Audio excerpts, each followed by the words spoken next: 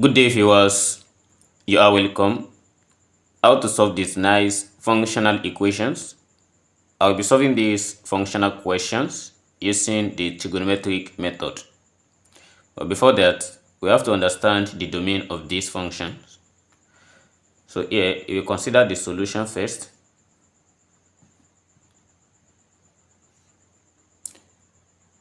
So let's assume that if I let 1 minus t squared, for 1 minus t squared, this is always greater than or equals to 0. Then the value of t here is now a member of, it has a values ranges from -1 to 1 because t is always greater than 0. Then to know the domain, we have to analyze the range of these functions,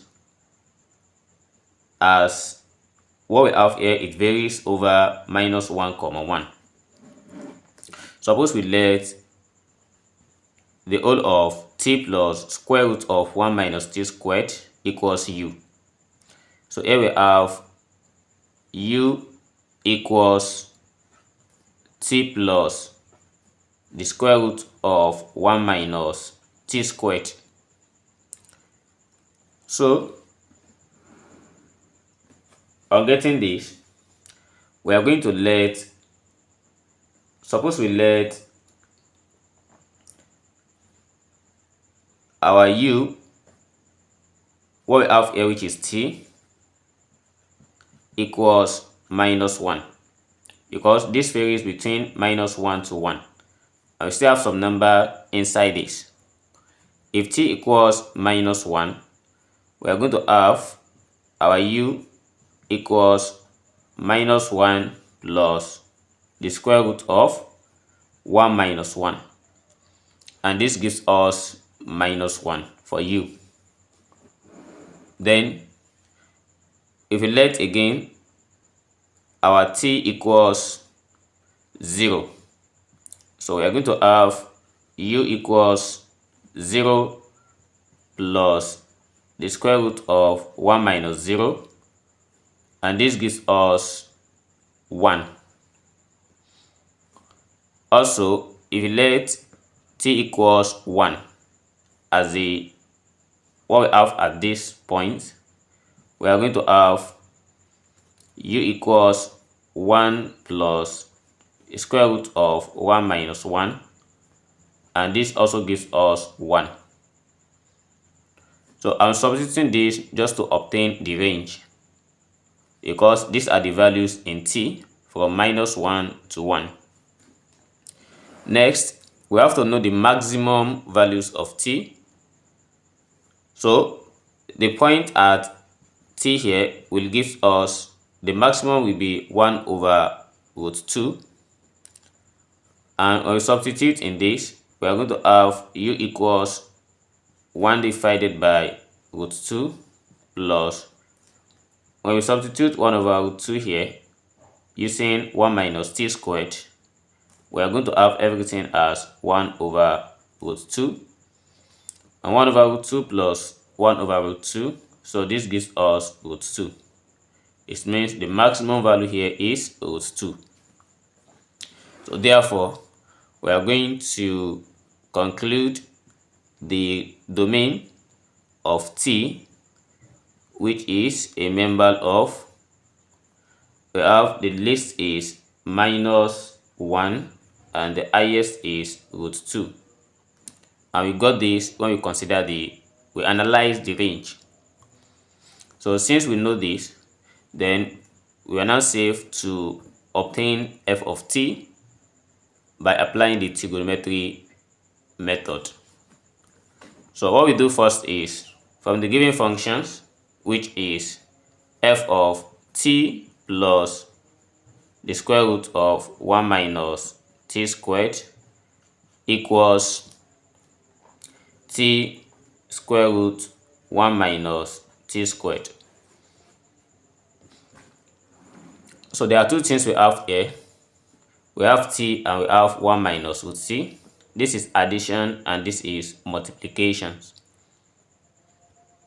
Then here, suppose we'll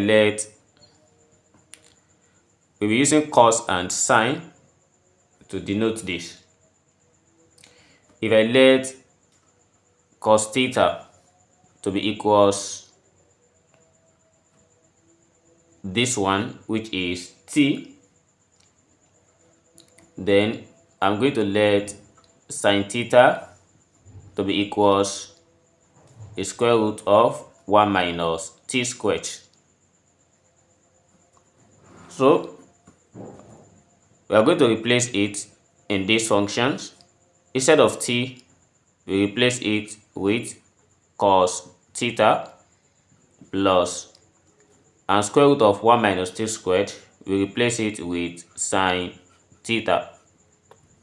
Then everything equals t is cos theta, then multiply by square root of 1 minus t squared. This gives us sine theta. After this, we are going to replace this cos theta plus sine theta with another thing using substitution method. So if you assume this to be y equals cos theta plus sine theta, then I want to make what we have here.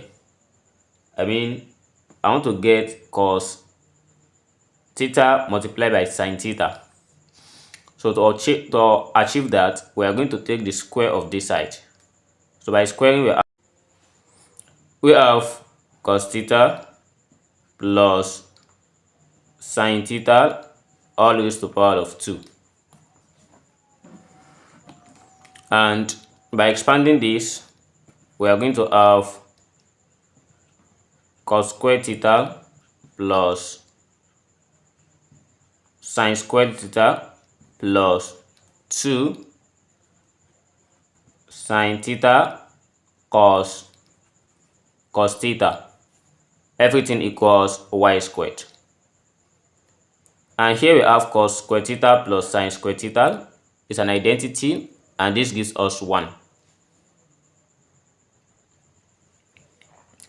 So here we have y squared equals 1 plus 2 sine theta cos theta. So making this the subject, we have 2 sine theta cos theta equals y squared minus 1. So dividing both sides by 2, this cancelled, and we have sine theta cos theta equals y squared minus 1 divided by 2. This implies that f of y will be equals y squared minus 1 over 2. And when we replace y with t, we have f of t equals t squared minus 1 over 2.